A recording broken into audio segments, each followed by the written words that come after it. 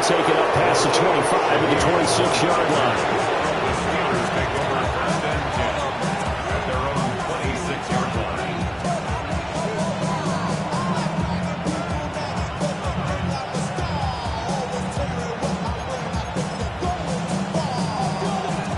The Steeler offense here about ready for their next drive.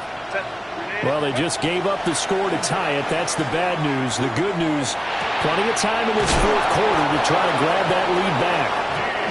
And they get him down, but not before he takes it across the 40-yard line. They may want to go back to that one. First play of the drive, good for 15 and a first down.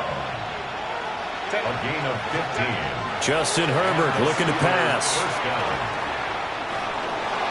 Now he'll tuck this and run. And he's a few interceptions so far. That time he said, I'm making sure nobody catches this one. On his progression, just trying to find his outlet man that time, ends up leading him just a bit too much. Possibly a turning point. Big play coming. It's out of bounds. So a good call there that brings up fourth. He was covered by Denzel Ward. Waitman now to punt as he sends this one away. And that will skip out of bounds right at about the 18-yard line. At their own 18-yard line. And he'll take this ahead for about 4. Second down coming up. Brandon, 5 yards on that run. Let's get back to the huddle and make sure you're back. You spend time with your offensive line and give them credit. Hard to move those 300-plus pounders at the line of scrimmage, and they did for a significant chunk of yardage. Throw right side, complete to Williams. Down the right sideline. Jamison Williams. And all the way in. Touchdown, Cleveland. Jamison Williams, 77 yards. And the Browns strike quickly to take the lead here in the fourth. Butker now to add the extra point.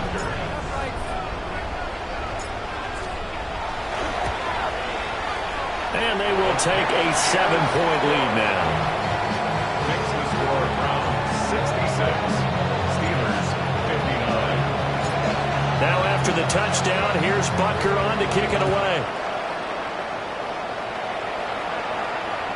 And this will be a touchback as that sails over the end line.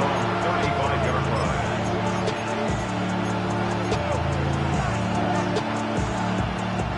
This is 1st and 10. Set. Ready. Out of the gun, Herbert. He gets it to Thomas. And he'll be taken down, but not before he gets into enemy territory. We've got a one-score game with inside of 2 minutes remaining. Plenty of time. All 3 timeouts still remain. Here's 1st and 10 now.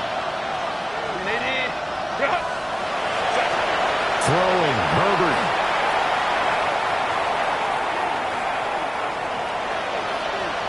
Now a run here off the RPO. He'll keep it. Shifts by him. And he's corralled, but not before getting it inside the 35.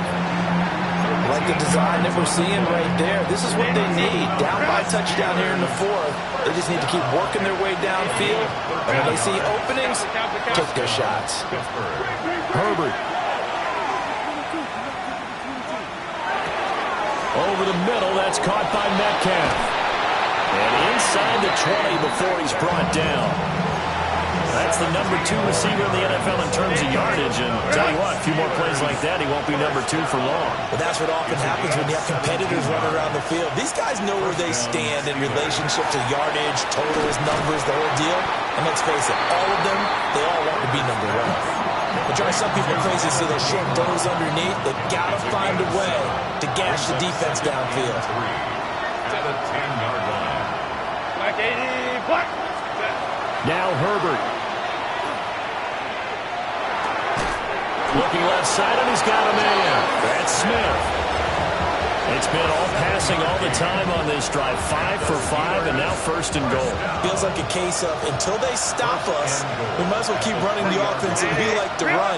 Don't change up and do something different just because you think you need to. And he'll keep working toward that end end zone as he's down to about the 2-yard line.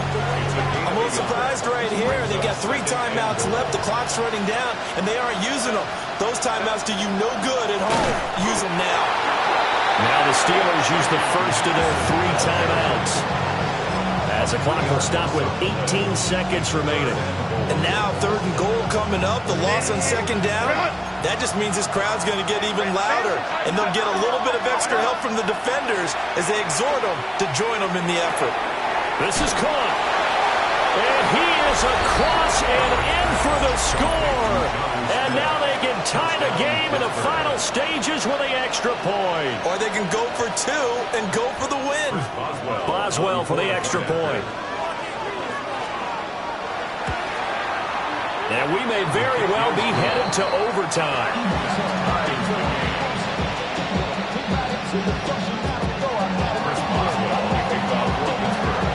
This one, all we could have asked for. All tied, final minute as the kick's away here. Dances by him. And able to get this across the 20, but not much further as he's dropped at the 23-yard line. At their own 23-yard line.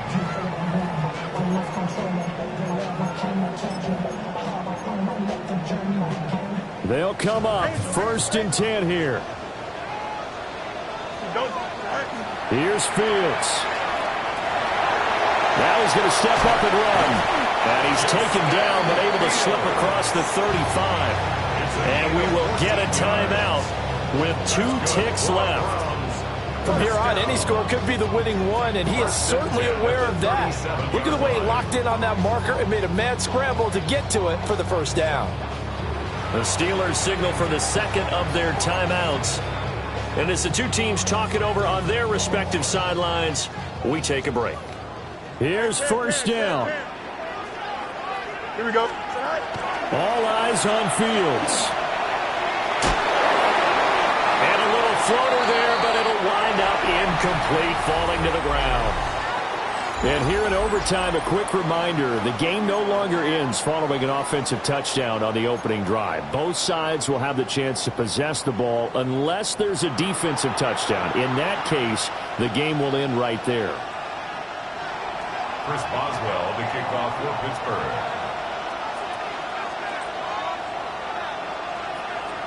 So it's the Browns who are going to get possession first here in overtime as the kick's away.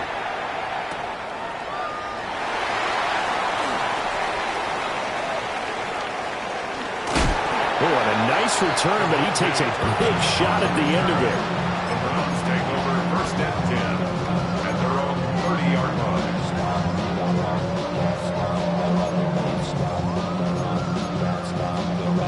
The Browns drive about to get started. And they get the ball first here in this overtime period. Remember, even if they score a touchdown, it's not over. There's always a chance to go and score a touchdown the other way, but they can certainly get a leg up with a solid drive here. A gain of a yard brings up 2nd and 9. First throw in overtime by Fields. He's got his man on the crossing route. Operating out of Steeler territory now. Here's 1st and 10 at the 42-yard line. Here's Fields. Lines up and lets it go for Samuel. And he bats it away, and it falls down incomplete. Partner, they've been aggressive, airing it out all game long, and no better evidence than those last 2 snaps. They weren't going to beat this coverage, though, 2 plays in a row, and that one falls incomplete. 319, Chip slip. 11. Fields now to throw. He gets this into the hands of Jenkins. And this is a touchdown. Now, it's not over yet, but they draw first blood here in this overtime. And that's another route that defenders look for to take out of the game. Wheel around? Oh, without a doubt. You're just trying to move everybody in one direction. And whether it's a running back or another receiver, as they zip out on the sideline, you've got a problem on your hands. Yeah, the defenders hate it there. It happened, and it resulted in a touchdown. Extra point by Butker is on target, and they will take a 7-point lead. Now after the touchdown, here's Butker on to kick it away.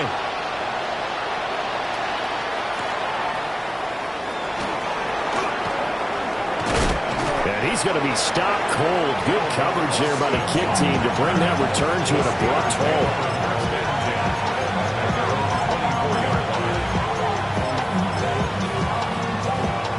The Pittsburgh offense at the line to start their next drive. First throw in overtime for Herbert. Looking for his man on the out route. He's got Diggs. And he's taken down, but able to slip across the 35. First play of the drive going for 14 in the first down. A shotgun snap for Herbert. He's got the hook up with Diggs. And he takes this one down almost on Brown's territory now. Down at the 31. He lets this one fly toward the back of the end zone. Toward the back corner of the...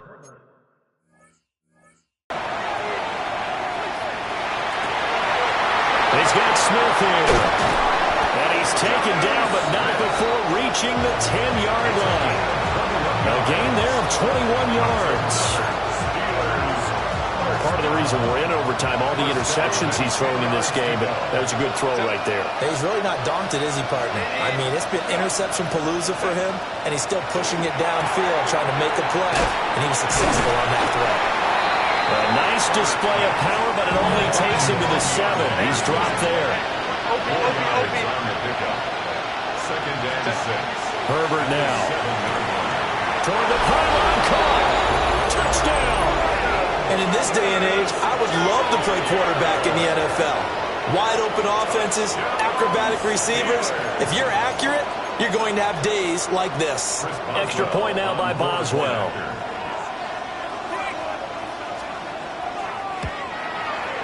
And he's got it up and through.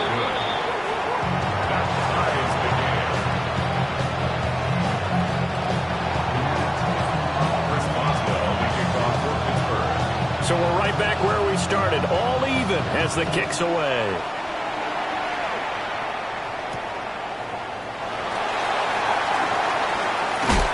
And he brings us out past the 20 to the 24. The Browns take over 1st and 10 at their own 24-yard line. The Cleveland offense ready to go. Here we go. Now Fields. Now he'll tuck this and run. And he's able to get this one up to his 30 before he's out of bounds. His running ability has been an extra dimension of their game plan thus far. For once, though, he doesn't create any magic against the front that's prepared for him to try and take off. Here we go. Fields changing the play.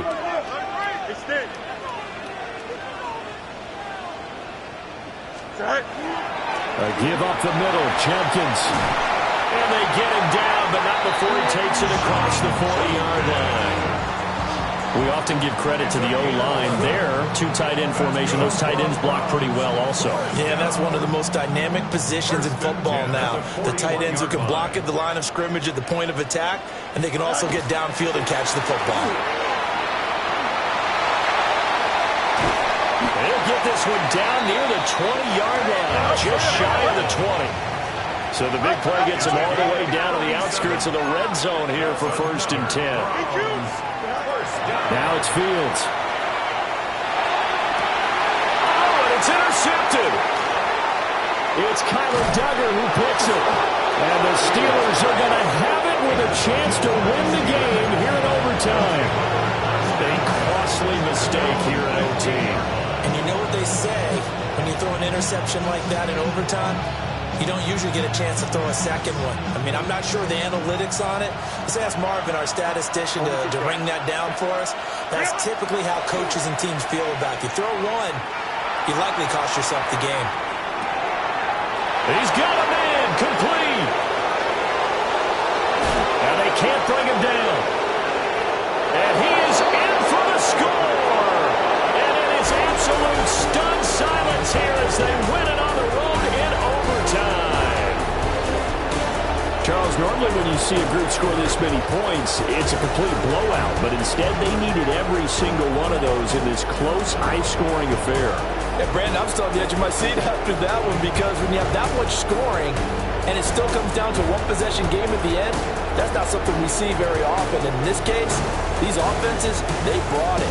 The defenses, they're going to need some work going forward. So for Pittsburgh, they have indeed reached a perfect 16-0, but now still one game remains before they join the 0-7 Pats and the